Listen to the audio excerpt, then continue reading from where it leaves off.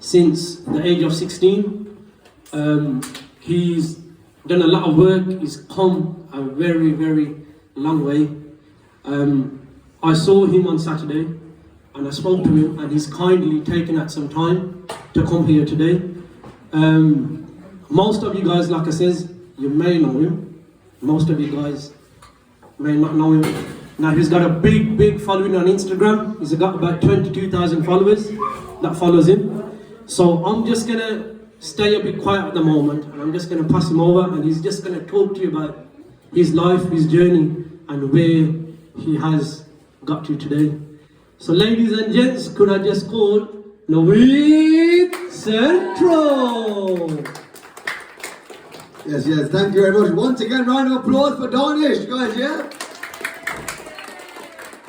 Okay, so guys, bear in mind, I've not spoken to a crowd in a long time, right? So I'm a little bit nervous, but we're going to do this, right? Because in life, even if you're nervous, you still go through it and you do it. Does that make sense? That's something that I learned in life. Even if you feel a bit scared, you just jump in the deep end and you go for it. So basically, yes, Danish was one of the mentors in the Playcentre where I used to go when I was younger in Aston. And you know, when I used to go to the Playcentre, guys, you guys should count yourself lucky. This is massive. The Playcentre we had, right, was proper small. It was probably like half the size of the room, and that was it. We only had one computer. You guys have got a computer room here. We never had no TV.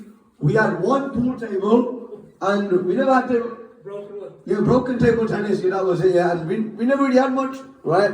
But there used to be so many people there. So when you guys are in this facility right now, I want you to appreciate it and understand that, yo guys, this place is going to be where you're going to make so many memories, you're going to make friends, you're going to go on trips, for example, you're going to Laser Quest tomorrow, and it's really going to help, like, tailor your life, right?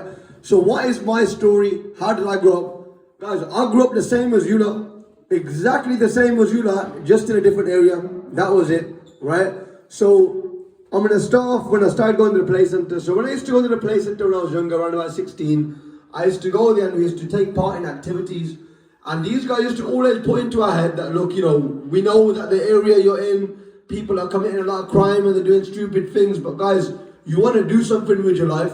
You know what I'm saying? Like, I'm assuming, are we all Muslim here? Yeah. Okay, amazing. So being Muslim, they always taught us is, in terms of Islamic values as well, that you always want to do things that are halal, right? Because the thing is this, when you're going to do things in life, Allah subhanahu wa ta'ala is going to give you the same, in terms of money, He'll give you the same amount. Whether you do halal, you do haram, you're going to get the same amount. A lot of people who grow up in like ghetto areas or, you know, areas like this, for example, right, where you might not have much, right? You might think that, oh, how am I going to become successful? So you might look at other people who are older and think, oh, he's selling drugs or he's committing crime, he's making money. Why don't I do what he does, right? But you don't actually realize that Allah is going to give you the same. So if you did it haram, Allah would have given you the same amount. If you did it halal, that's why you get the same amount. That's why you'll notice some people in this area, for example, who are older, they might be drug dealing, for example, or they might be doing city ways of making money. Some of them will get caught after a week of trying it. Some of them will do it for a few years and then get locked up, right? But you see, hear what I'm saying? It was all written. Your risk is written, and that's what you have to know. Whether you try the halal way or the wrong way, it's all written, and the amount of money you get is going to be the same. So this was something that I always had in the back of my head. So what happened, right? So when I used to go to the Playcentre, obviously I went to college, right? I went to, the college I went to first was Sutton College. So I was going to Sutton College, I was around the wrong people. Does that make sense? One of my mates, he was having a laugh in college, messing about. So I used to go with him, and I was just going to college for a laugh. Like, I weren't taking it as serious as I should have, right? So when I was chilling with them, my mate ended up getting kicked out, and I thought, I'm going to leave as well then, right? I was going to college and I was just messing around. I wasn't really seeing it as an opportunity, right? When I got kicked out of college, I used to chill in the end, so with the lads, right? I felt a bit left out. I was like, oh, I've been kicked out of college. Some of the lads are still going to college, and I'm not even at college now, so I'm chilling in the ends waiting for the boys to come back from college. So what were we doing? We were doing stupid things. We were, you know, maybe smoking a bit of weed, chilling with the wrong people, and we thought we were the cool guys in the end, you know what I'm saying? Getting into fights every other day, and we used to think, oh, you know what, this is fun, this is what life's about. But most of the lads never had no direction. But because of the place, especially because I was close to Danish, right, what I realized is that Danish was a Thai boxer, you know what I'm saying? Danish had fought in the ring, you know what I'm saying? And he was still out there doing good things, and he'd say, listen, you can do things the right way, you can do things the right way. So it's always in the back of my head. So having got kind of kicked out of college and left college, what happened is, I then said to myself, yo, next year I'm going to go back. I'm going to make sure I go back to college, blah, blah, blah. So what happened is, as time was going on, so I became 17, right? I ended up kind of retaking some of my GCSEs because I didn't get the grade that I wanted. Are you with me, right? Yeah? Are you with me? Everyone with me? Yeah. Okay. So basically, I kind of ended up retaking my GCSEs, but the crazy thing is this, it was at a certain point in my life, right, which is going to sound crazy to you guys. Some of you know, some of you might not know. So when I was 17, what happened is, because I was chilling with the wrong lads, right, and my dad didn't like me chilling out with the boys because he knew what we were doing, we were messing around. We weren't really doing anything, all we were doing was, we were chilling on the streets every day, on the corner, right? Some of the lads, obviously, were smoking weed or whatever, doing stupid things and thinking when you get somewhere in life. And my dad was like, look, this ain't working out. So I got kicked out of my house. So I was actually homeless when I was 17, right, yeah? So I lived in a hostel, only for a few months, but I lived in a hostel. And when I was in the hostel, a lot of the people had been kicked out of the house. And I started looking around the hostel and thinking, is this what I'm going to do with my life? Is this what I'm going to do? And what started happening was, don't get me wrong, I still had my mates. So I used to still link them up. I used to be in the hostel, still link them up. But there were older guys who were drug dealers in the area. And they used to pick me up in the car. So I thought these older drug dealers were my friends. But in my head, I always wanted more. Does that make sense? So my mum always told me as well, like in the Playcentre we learned as well, that yo, do things the halal way. She said, oh, I do halal, do halal, do halal. So what happened is, when I used to go to, when I was in hostel and I was going to retake the GCSEs, what happened is, I started looking around and thinking, this is what I want to be. But the older drug dealers now were picking me up, so they were driving me around because they knew I was homeless, right? So they'd drive me around, take me places, buy me McDonald's every day or whatever. And I was thinking, yeah, it's good. But I was telling the drug dealer at the time, I was like, nah, I plan to study. In my head, it's to do something that's halal. So I always said, I plan to study. So at the time, I thought this guy was my friend. When I look back at it now, he was picking me up and buying me food every day to try and make me sell drugs for him. But when I was a kid, at the time, I thought, yeah, he's an amazing guy. He's picking me up, he's taking me for food. But really, this is one, before I move on to the rest of my story, I want you to realize this. There's going to be people in your life who you're going to think like you. And there might be shots in the area or whatever, and you think, yeah, he likes me. Remember one thing, people, a lot of the time, will use you for their own advantage, or they'll think if they can use you for their own advantage, right? And that's what was happening. You know, this guy was probably buying me food to think, hold up, maybe I'll sell drugs for him. Think about my situation. I'm homeless. I got no money in my pocket. He's picking me up every day, buying me food. So what would most of you think? Why not sell drugs like him? Because he's making money, I'm not making anything. But no, what did happen in the back of my head from the Playcentre? Do something that's halal, because my risk is written, whether I do it the right way or do it the wrong way, my risk is written. I'm going to get the same amount of money. Allah has written it, right? So anyways, what happened now is, mashallah, I ended up getting a better grade from my GCSEs. I didn't pass the first time, I just wanted better grades, right? The joke I made just to make between each other is that I'm going to go to uni, I'm going to study law, right? So I could be the lawyer for the friends. Because a lot of my friends were doing bad things, like they were getting a fight all the time or stuff like that. Or maybe some of them were involved in criminal activity to make money. Does that make sense? So what happened is, I started sort of saying that I'm going to go to uni, I'm going to go and study, etc. And I used to tell the boys, listen guys, and one thing right now, you know, just know this, there's nothing to be shy about in telling the lads, I'm going to go to uni and study. Guys, I used to be standing on the corner with the boys, you know, doing stupid things, getting into fights and stuff, but I used to tell them, boys, I'm going to go uni, you know, I'm going to go and study, and we used to joke about and say, oh, I'm going to be the lawyer for you boys, don't worry. And you know what, people respected it. You know why? There's one thing I do believe, some of the lads went Thai boxing today. Who went Thai boxing? Amazing. See, Thai boxing or boxing, for example, is going to be something that's going to help you in life. It's about, it'll teach you discipline, it'll teach you self-defense. And that was something that I always had in the end.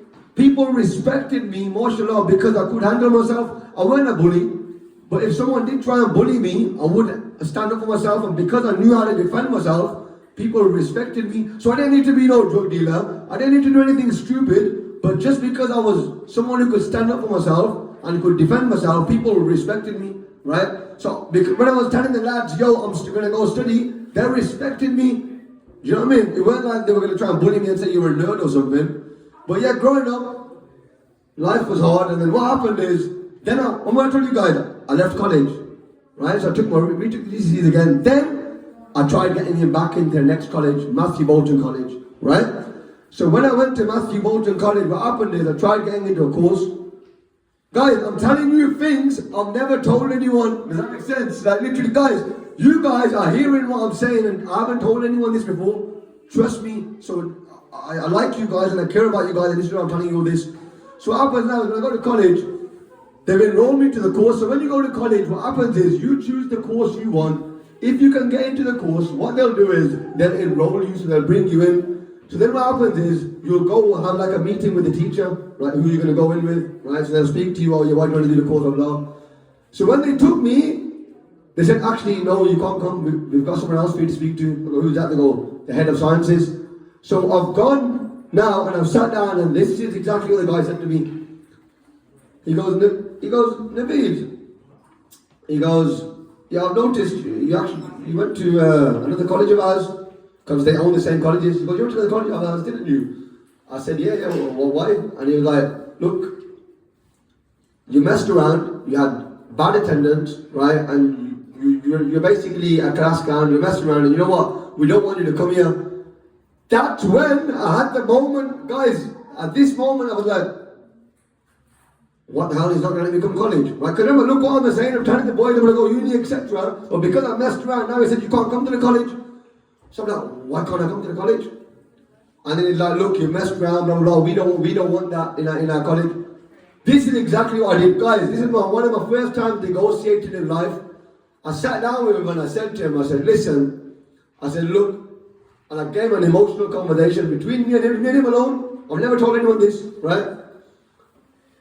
I go, look, you can make or break my life. I go, let me tell you one thing right now. I said, I come from an area where most people decide to become like drug dealers or wrong ways to make money. I said, I come to college because I want to learn and I want to study and I want to go to uni. You can make or break my life right now. I said, look, if you don't let me come to this college, I'm probably going to become a criminal or something, right? I don't know what's going to happen in my life, but, you know, you can give me a shot. And then he sat there and he went quiet for a second. He never said nothing, so I'm thinking, is he going to let me in or not, right? After about a minute of silence, and that was the most awkward silence ever, he turned around and he says, you know what, I'll give you a shot. He goes, but I'll give you the shot, but you've got to have at least 95% attendance.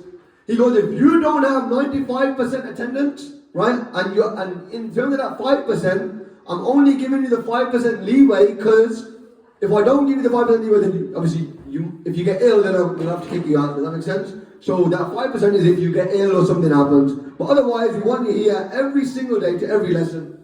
So that's what happened. I said, cool. Shook his hand. I said, thank you so much. And I started going to college.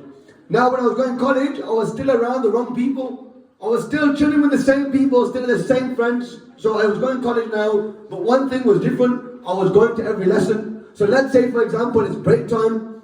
I got a lesson now because in college, it's not the same as school. In college, what happens is everyone has different breaks. So for example, if I have a lesson in the morning, then you got 1-2 hours break and blah, blah, blah. So I'll go out and I was chilling with the lads. When I was chilling with the lads, obviously they're messing around, whatever. But then I'm saying, yo lads, I gotta go to my lesson. So I'm showing these guys, yo, I am going to my lesson. And whenever I come to my work, I was doing my work. But guess what the problem was?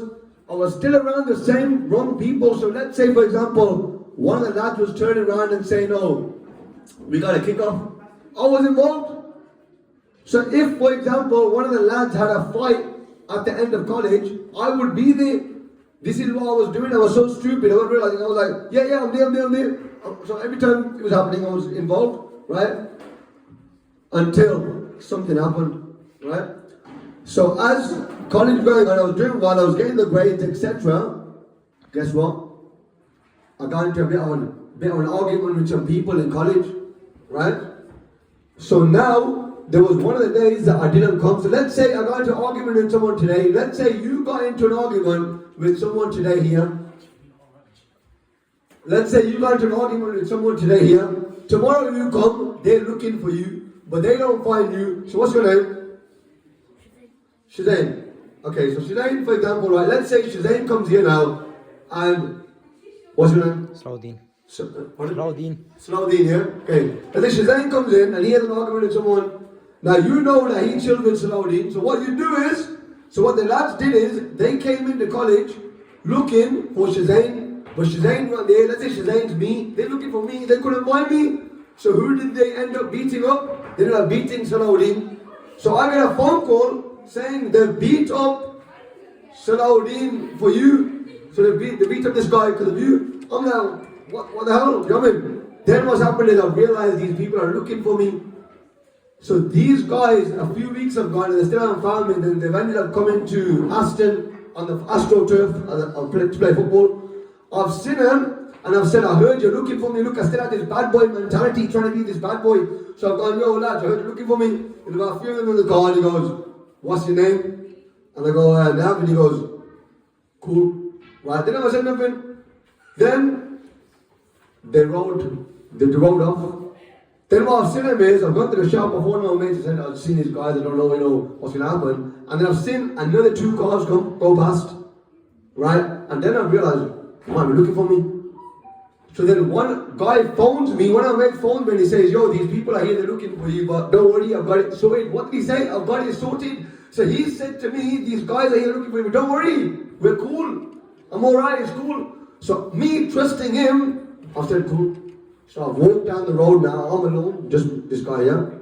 Guess what? All these guys, about 13 of them, remember there were 3 cars altogether. Their car and 2 more cars, right? 5 in 2 cars, 3 more lads. What's happened is, they've come to me now. One of the lads goes, so now they're about 13 people stood in front of me, my mates here as well, and I'm stood there thinking, what's going to go on? There's been a bit of a problem. This is actually one of the lads says, he goes, there's been a bit of a problem. I go, what's the problem? Next thing I know, as I can see this guy here on the side, all he's done is, he's gone to chuck a punch. So he literally left from there, he's gone to chuck a punch, and I've moved to the side, you know what I'm saying? So I've moved to the side now, I'm trying to defend myself, and then they've all started jumping me. They've all started jumping me, guys, and guess what? They went off. So I've got beat up. My mate said it's going to be fine, don't worry, you with me, but guess what? Look, right now it's been beat up, and guess what? I thought, nah, they don't really got me. Look down, right here. Got stabbed. Guys, yes, you hear what I'm saying? You all started off with a little thing in college, little argument, and look, ended up getting stabbed, right? This is what I'm thinking in my head. What am I going to do? I've just been stabbed, I'm in hospital and everything, I'm like, I don't know, I want to go uni, I want to do good things in life, but I keep getting, why is this always happened to me? Also, when I was younger, there's another thing that used to happen, is to get arrested a lot as well, right? So I think, I don't want to be in this crowd, but I used to still be there, because what can you do? What can you do when you got mates, in the end, you can't say to them, I don't want to chill with you, and you don't want to chill at home, so you want to chill with your boys, innit? Right? So you want to go out, you want to chill with your boys, and you know what I mean, thinking, you know, they were mates, I've known them since I was younger and that, you know, I ain't gonna blank him or say I ain't thinking, yeah? So I thought, what can I do in this situation, right? So I didn't really know, so then what happened is, guys, to cut a long story short, ended up passing college, went to uni. When I went to uni, I went to the University of Birmingham, martial arts, a very good uni, it's one of the best unis in the country. When I went to the University of Birmingham, what happened is, what did I study in University of Birmingham?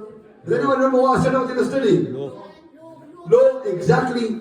So what happened is, I went to University of Birmingham to study law. It's one of the best law schools in the country, mashallah. Guess what started happening? Still got the same mates.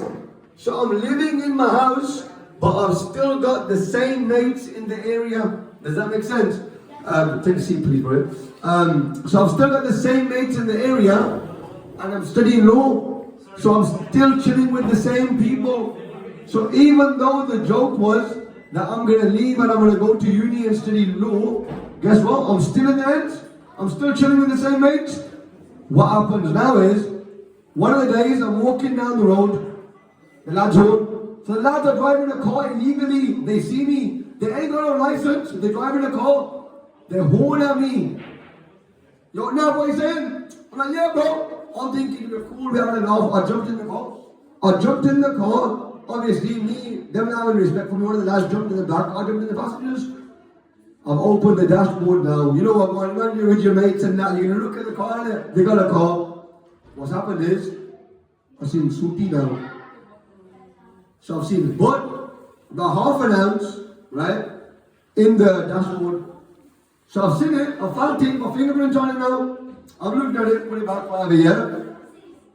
So I'm like, yeah, we're chilling. Guess what happened a few minutes later? And I'm literally within a minute, I think drove down the road.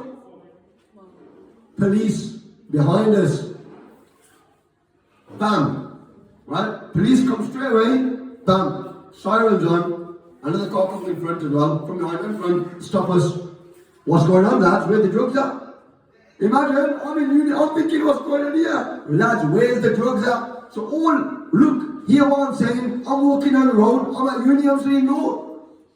The lads have picked me up in a car. The same boys, and I'm thinking, yeah, little mate. I've jumped in the car with them. Guess what's happened?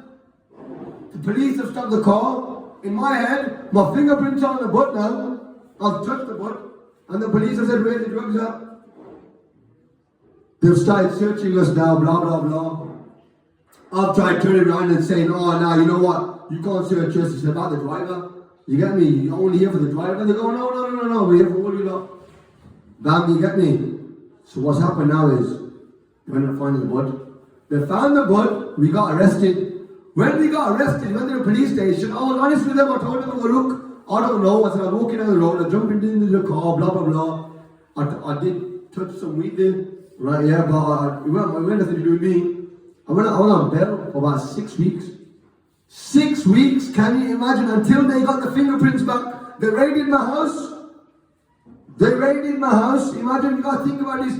See people there, I don't care, I ain't knocked up. Lads, they raided my house. Imagine your mom in your house, you know what I mean? We lived in a 2-bedroom house, we never had much. You know what I mean? They raided my house, they got straight to a door, bam. You know what I mean? We're looking, we've gotten the weed arrested, bam, where the drugs are in the house, we're looking for drugs. So they're looking for drugs inside the house, and they didn't find anything. So when I told them my story, I was honest with them. They did let me off. But now I'm thinking in my head, I'm scratching my head, hold up, I'm at uni, I'm studying law. Why am I getting arrested? The reason I'm getting arrested is because I'm with the wrong people. But what did I say to you? I could not turn around and say to these lads, I don't want to chill with you because they're my boys. So I can't say to them, don't chill with me. Does that make sense? So I'm still having to chill with them. So even when I was on bail, I'm still chilling with the lads. Right? We're not allowed to chill with each other, but we're still chilling, thinking we're cool. So man, you know what? I gotta go out of town. Gotta go out of town now. If I'm gonna study, I know I'm at a good uni, but the only way to get away from this crowd is by going out of town, right? Guys, went to uni. To cut a long story short, went to the uni in Sheffield, right? Had an amazing time. When I went to Sheffield, went to study law, guys, first I went there still a ghetto kind of mentality, but I started to realize that I was around different other people, posh people, people from France, Germany, Italy, all these places around the world. So Arabs, you know, Pakistanis, Indians, guys, I started making friends. And with everyone, you get me? Because you know one thing, when you come from areas like this, you're the cool guy in uni. People think you're cool. It sounds crazy, because you still got that bit of swag, you know what I'm saying? They're going to look at me like, yeah, man. So I started making a lot of friends. I became a popular guy when I was in uni. And my life started to change. I became a different person. So now, the people I was around, in the end, I'm still in touch with them. At this point I'm in uni, but I'm at uni now, so we're not chilling no more together. I'm in uni, I'm in Sheffield, I got my own flat. I'm chilling now, you know what I'm saying? And I started making new friends, and I started to realize these friends are there because when I'm chilling with these boys, they know about fights. If you talk about a fight, the only fight they're talking about is MMA, and if you talk about a fight, they think you're a bad person. But who do they rate? They rate people who are making legit money, like doctors and lawyers and businessmen. So I'm thinking, hold up. I've grown up in the ends. They used to big up shotters. The mans in the ends, all they were bigging up were shotters.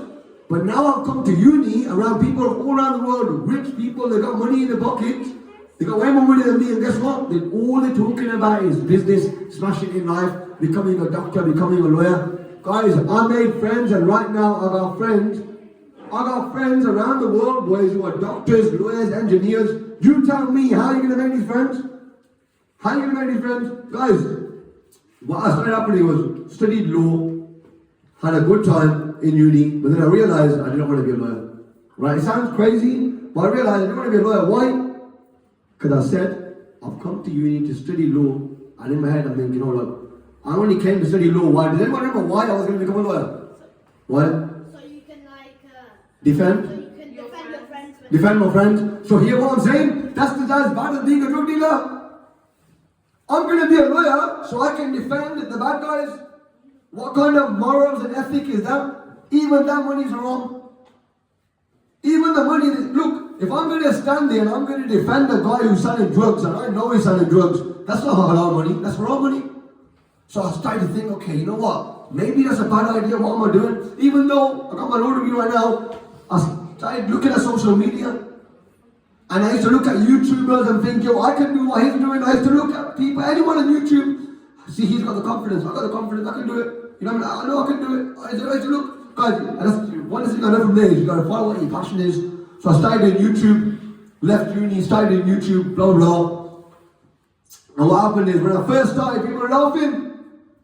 They were laughing, now they were laughing, they were thinking, yo, what is he doing? This guy studied law, how is he getting involved in this? Imagine coming from the ghetto area as well, man. You know what I'm saying? And people are looking at me thinking, how is this guy, why is this guy doing social media? Why is this guy doing videos? And guess what started to happen? Created my brand. Naveed Central. And guess what? Everyone in the area started saying it.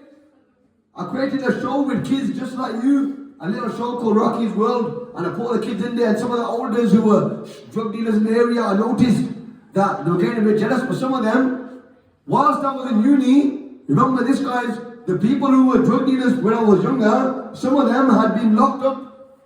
Some of them had been locked up, come out, and no one wanted to do business with them, so they couldn't even get no drugs to sell. Some of them were on the drugs. Some of them were selling mall, whatever, and guess what? They were crackheads now. The same people they were selling to, they were one of them.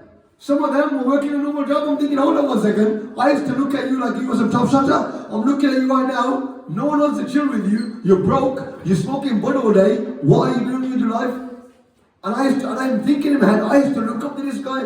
But anyways, guys, to continue my social media journey, what happened is, when we got long left, what happened is, I started building my brand now. So it started getting bigger and bigger and bigger. And people started looking at me like, some people are taking, taking a mick and that's being like, yo, who's my man, who does he think he is? But, I didn't care, I had a vision. Because I remember one thing in life, if you got a vision in life and you know where you're going, no one can stop you. Number one thing is, one man, no one can stop, one or woman, no one can stop. If you know where you're going and you're determined to get there, no one can stop you getting there. It's the only person that can stop you is you. And obviously Allah subhanahu wa ta'ala. But you gotta remember, Allah is with you. If it's a halal intention, Allah will help you. Trust me, right? What happened is, started building a brand, started getting bigger, started doing mukbangs. Now, when I started the mukbangs, guys, I started collabing with people. Does anyone know who Ahmed Rabani is?